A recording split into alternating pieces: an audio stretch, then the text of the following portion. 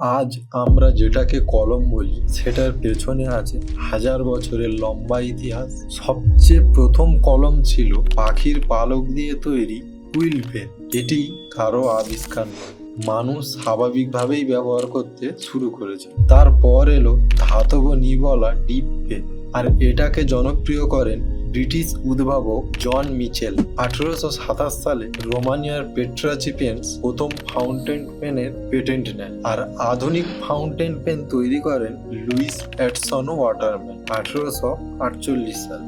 এরপর এলো ইতিহাস বদলে দেওয়া বল পয়েন্ট পেন, যা আবিষ্কার করেন হাঙ্গেরিয়ান সাংবাদিক লাসলো বিরো 1938 সালে। আর 1948 সালে জাপানের সাকুরা কোম্পানি বানায় প্রথম জেল পেন। সাধারণত একটা ছোট্ট কলম, কিন্তু পরিবর্তন করেছে পুরো পৃথিবীর লেখার পদ্ধতি। কলম শুধু একটা যন্ত্র নয়, এটা মানুষের জ্ঞান আর ইতিহাসের সেতু বন্ধন।